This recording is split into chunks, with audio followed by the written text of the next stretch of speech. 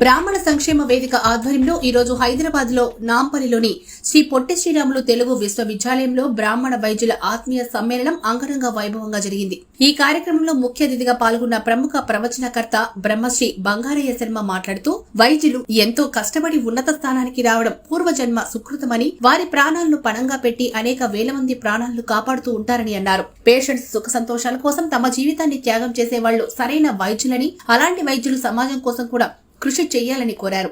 బ్రాహ్మణ సంఘాలు నిర్వహించే ధార్మిక కార్యక్రమాల కోసం తమ అమూల్యమైన సమయాన్ని కేటాయించాలని బంగారయ్య శర్మ పిలుపునిచ్చారు. ఇలా మనం ఎన్ని పుస్తకాలు తీసుకున్నా, ఎక్కడ తీసుకున్నా, విదేశాలకు వెళ్లినా నిస్సంకోచంగా సనాతనమైనటువంటి వైదిక ఋషి యొక్క గొప్పతనాన్ని ఇవాళకి ఆస్వాదిస్తున్నారు. ఆక్స్ఫర్డ్ లో అద్వైత క్లాసెస్ పెట్టుకొని ఆదిశంకర్లు ఏం చెప్పారు అని కేంబ్రిడ్జ్ లో అవుతున్నాయి, కానీ భారతదేశంలో లేదు. వేదిక్ మ్యాథమెటిక్స్ ఎక్కడ దొరుకుతుందయ్యా? బయటికి పోండి, అక్కడ దొరుకుతుంది. భారతదేశంలో వేదిక్ మ్యాథమెటిక్స్ మీకు చెప్పరు.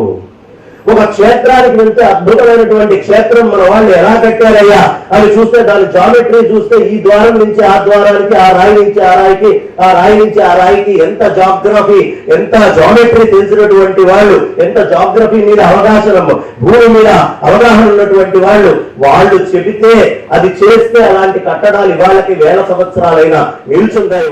మన సనాతనమైనటువంటి వైదిక ఋషుల యొక్క హృదయాన్ని మోస్ట్ సైంటిఫిక్ డేటా తోటి మనం ఎలా ఈ సమాజానికి ఉత్తర తరాలకి అందించగలము అనే తపన ఇప్పుడు ఆల్రెడీ పెద్దవాళ్ళైనటువంటి వాళ్ళు చాలా మంది ఉన్నారు. మనకి ఎప్పుడైనా సరే ఆనో భద్రాహ క్రతమోయంతు విశ్వతః అని వేదం చెప్పింది. ప్రపంచంలో మంచి ఎక్కడ ఉన్నా అన్ని వైపుల నుండి నన్ను చేరుగాక.